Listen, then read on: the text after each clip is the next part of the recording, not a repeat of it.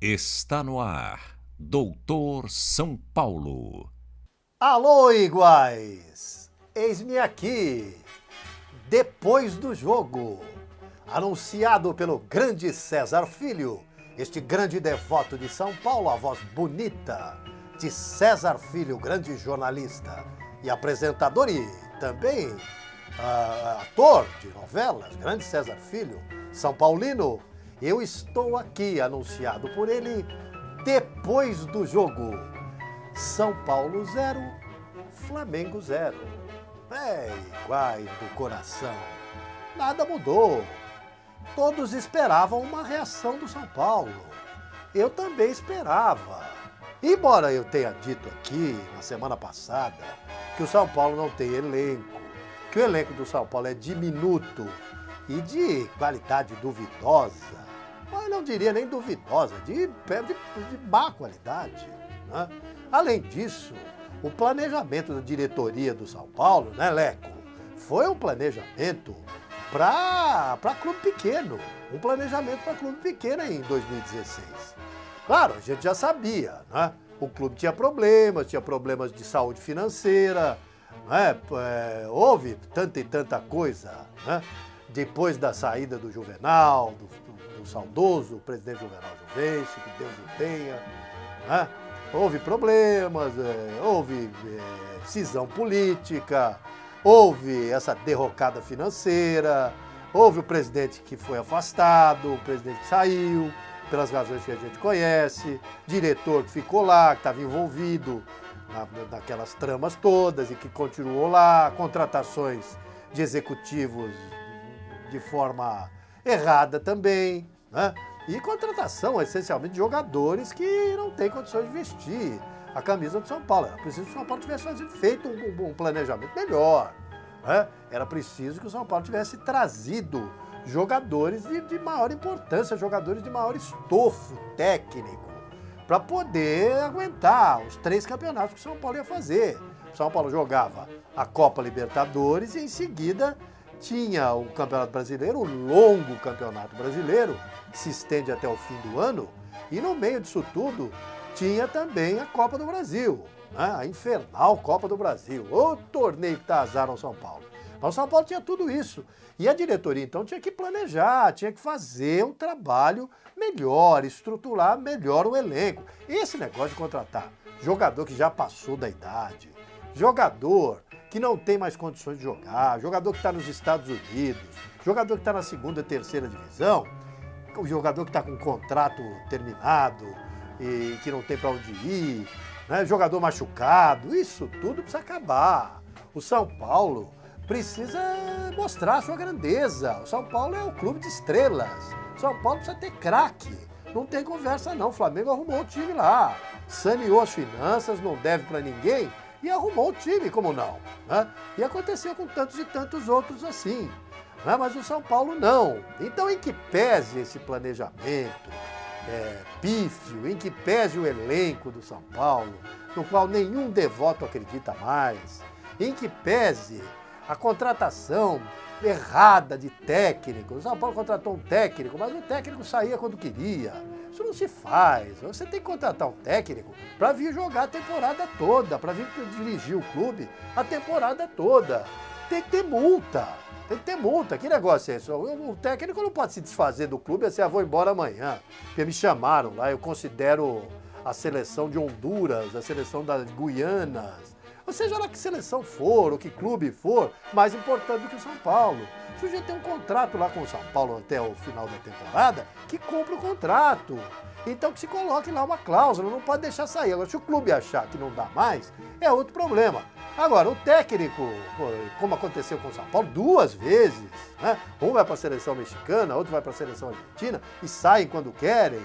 Quer dizer, o São Paulo contratou e, assim, nessa base. O cara foi para lá para dizer o seguinte, olha, tô aqui, eu venho para cá, mas se tiver coisa melhor eu vou embora. Quer dizer, o São Paulo não é clube que ature uma situação como essa.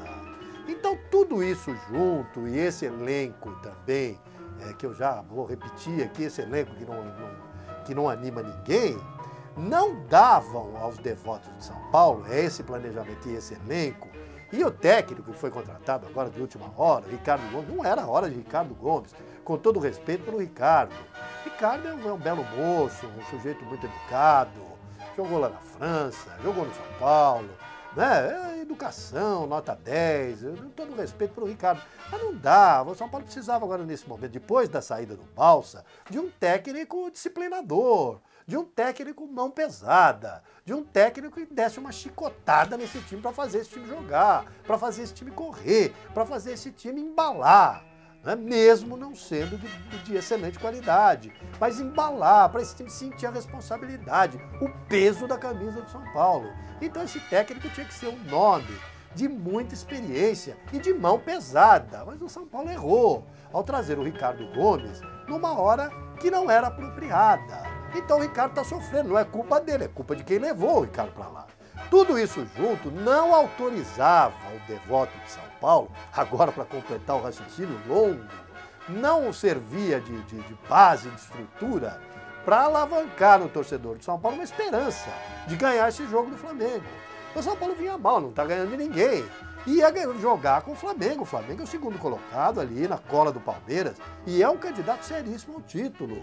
O time do Flamengo está muito bem montado, vem jogando no 4-3-3 e joga de uma forma muito correta, muito veloz, sai pelos lados. É um time que está surpreendendo demais no Campeonato Brasileiro.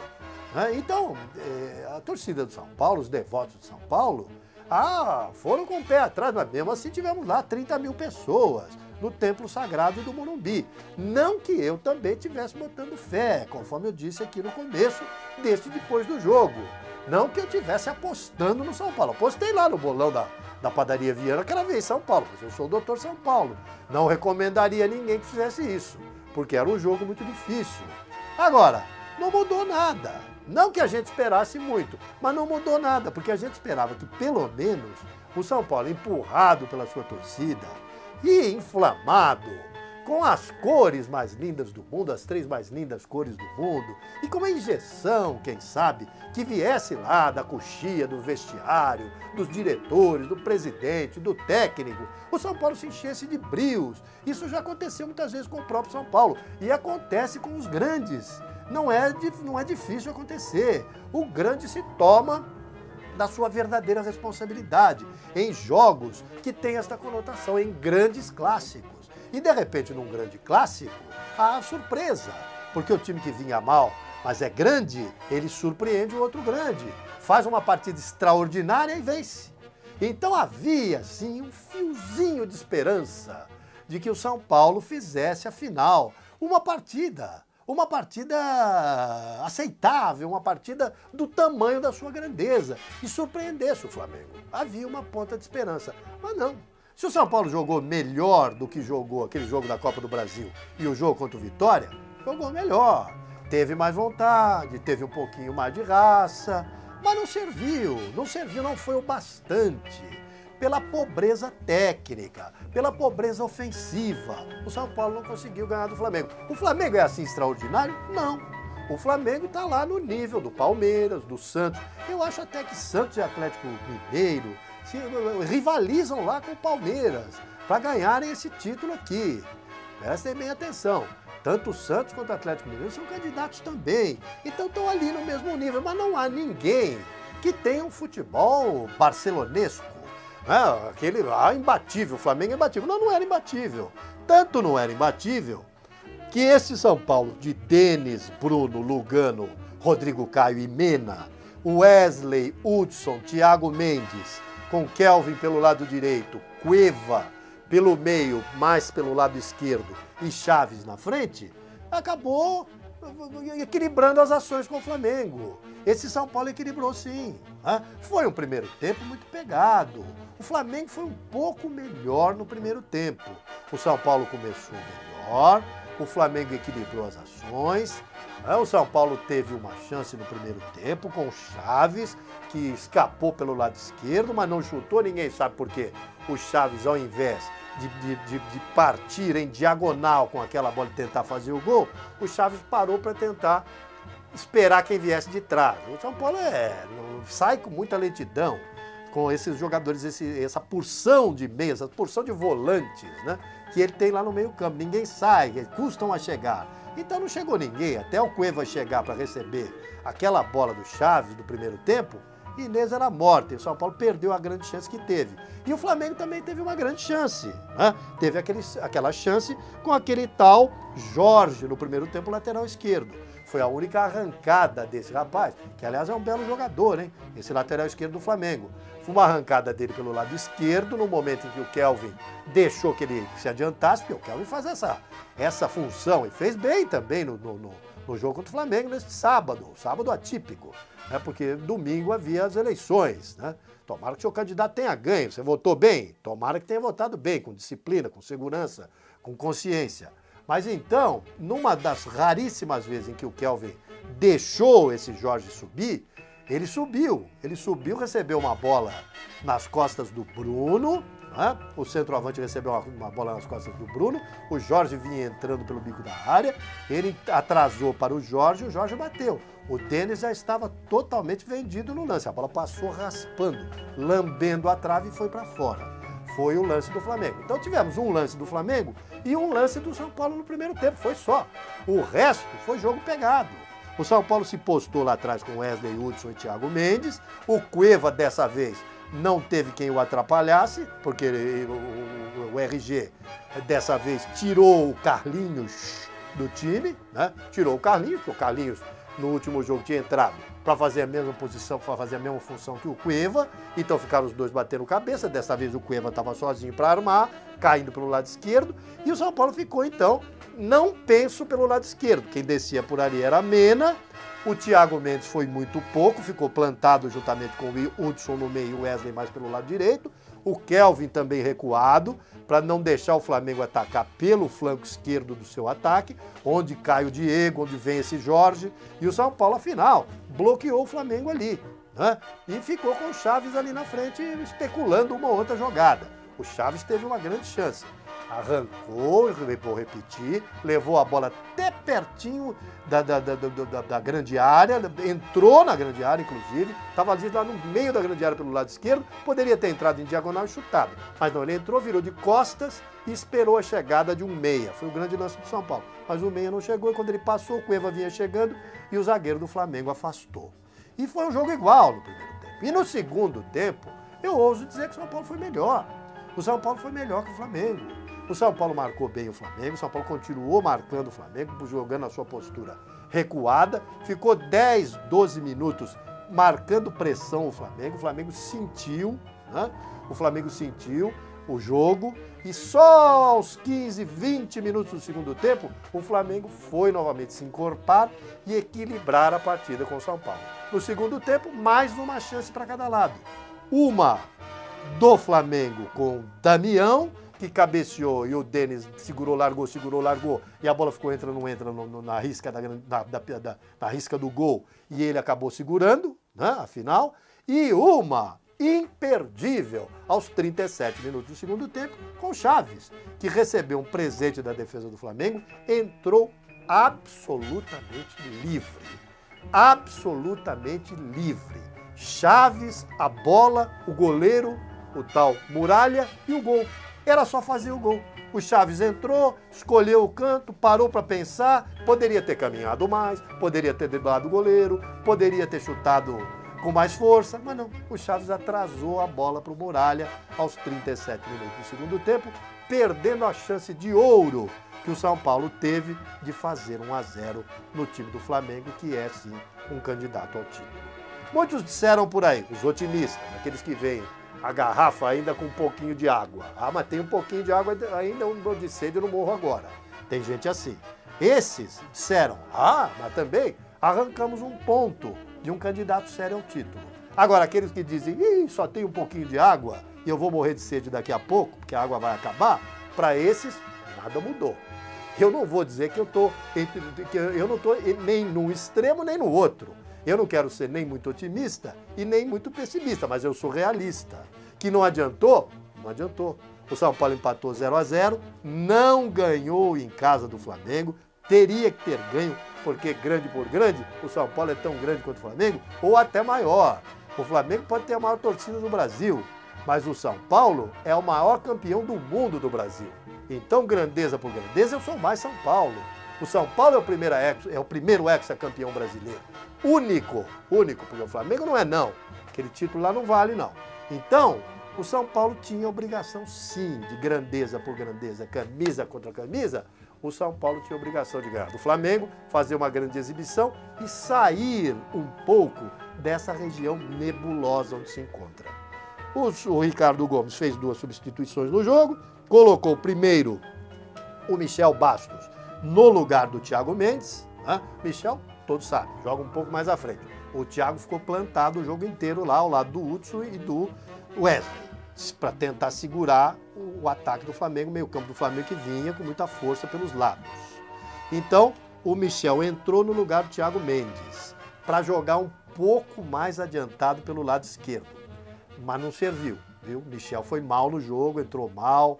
Michel e São Paulo parece um caso perdido, parece um caso de amor encerrado, definitivamente. Michel entra, não resolve. Dessa vez entrou outra vez e nada resolveu. Inclusive, teve uma chance para chutar e chutou, a bola saiu lá fora do estádio, sei lá para onde foi aquela bola. Foi uma vergonha, aquele chute do Michel. Entrou, tentou fazer alguma coisa, mas não adiantou nada. E também colocou o Luiz Araújo. Luiz Araújo, de promessa em promessa, de expectativa em expectativa, vai frustrando um pouco os devotos de São Paulo. Entrou aos 32, com tempo para jogar no lugar do Kelvin. Kelvin estava esfalfado. É bonita essa palavra, esfalfado. Estava muito cansado, né? Então saiu o Kelvin para a entrada do Luiz Araújo, que poderia ter dado maior agressividade também ao ataque do São Paulo, porque poderia ter se juntado ao Chaves no segundo tempo, a partir dos 32 minutos, lá na frente para tentar fazer um gol. Mas o Luiz Araújo também entrou muito cumprindo a obrigação, né? Que ele foi lá para bater o ponto, né? Nenhuma jogada de efeito, nenhuma jogada de velocidade, não gostei, né? O Araújo precisa ser testado em jogos mais fáceis, desde o começo do jogo, precisa ser adaptado, precisa saber se é ali mesmo que ele precisa jogar, enfim. O Luiz Araújo começou bem, mas tá caindo. Então, eu não sei se tá desanimado, que entra sempre no fim do jogo, não sei o que está acontecendo não. Mas é preciso preparar melhor o menino, que está frustrando um pouco as expectativas dos devotos de São Paulo. De modo que era isso, né, que eu tinha a dizer depois desse jogo. Oxo, como diria o saudosíssimo Walter Abraão, né, que narrava futebol de forma maravilhosa na TV Tupi de São Paulo. Era sensacional. Ouvi o Walter Abraão, foi meu amigo depois, advogado Walter Abraão, né? E o Walter Abraão, é Abraão mesmo. O Walter Abraão era sensacional. Quando o placar estava 0-0, 0x0. Ele dizia Oxo, né? Oxo, porque 0x0 parecia O-X-O, Oxo. Então ele dizia Oxo, placar Oxo. Saudoso Walter Abraão. Não fazia estatística, não. Porque agora não dá mais para ver jogo de futebol. É um negócio impressionante. Você vai no estádio com o radinho de pilha, como faziam no passado, e você... Porque o narrador de rádio não dá estatística, ou então você abaixa o som da televisão, porque é insuportável. Os narradores da televisão, com pouquíssimas exceções, assistem, narram o jogo falando de estatística. Já jogaram não sei quantas vezes. O São Paulo tem o domínio, tem a posse de 70%, o outro tem... Fica só em números. O São Paulo faz X gols mais no primeiro tempo, faz menos gols no segundo tempo. O São Paulo já teve 3 escanteios, o outro teve 5. Já jogou... Enfim, é um negócio, parece matemático narrando o jogo. Eu não gosto, não. Então, em homenagem ao saudoso Walter Abraão, essa figura maravilhosa que nos deixou há já uns 2 anos, então eu digo aqui, era o que eu tinha a dizer depois desse placar Oxo, 0-0 entre São Paulo e Flamengo. O São Paulo agora tem uma caminhada muito difícil pela frente. Joga contra o Sport Clube do Recife, depois joga contra o Santos e depois joga contra o Fluminense, né? Então são 3 jogos terríveis. O próximo jogo do São Paulo é contra o Sport Clube do Recife, lá em Recife, onde é difícil ganhar, né? E o Sport Clube do Recife está apenas e tão somente a poucos pontos do São Paulo. né? O Sport está pertinho do São Paulo, o Sport está apenas a 2 pontos do São Paulo, tanto o Sport quanto o Curitiba, né? Quanto o Cruzeiro, né? Estão todos apenas a 2 pontos do São Paulo, que está a 2 deles, desses 3, e a 4 só do primeiro dos últimos, que é o Figueirense, que graças a Deus não venceu o Internacional, né? Perdeu do Internacional, né? Lá no jogo de sábado. Então, o São Paulo está lá, na região do rebaixamento, com 3 problemas seríssimos. Jogo contra o Sport na próxima quarta-feira, lá em Recife. Depois não há jogo domingo porque joga a seleção, né? E na outra quarta é contra o Santos no Pacaembu, clássico Sansão, difícil, há quanto tempo o São Paulo não ganha do Santos? E depois é o Fluminense, fora de casa. Então são 12 pontos, são 9 pontos que o São Paulo vai disputar aí, sendo considerado zebra. São Paulo não é favorito em nenhum desses 3 jogos, não. Então vamos esperar que o São Paulo, que aconteça alguma coisa, né? Que haja um estímulo, que haja uma injeção de ânimo, que o São Paulo possa honrar essa camisa maravilhosa, tricampeão do mundo, e que o São Paulo possa se recuperar saindo desta situação, que é uma situação extraordinariamente incômoda e que não é comum ser vista na história do Clube da Fé. Tenham todos uma semana maravilhosa, que seja um fim de semana tranquilo, que as apurações corram em paz, que os nossos novos vereadores, que o prefeito, que o vencedor da campanha no primeiro turno, seja aí amparado por Deus, e que tudo corra bem para o povo paulistano e para o povo deste Brasil que merece tanto melhores dias.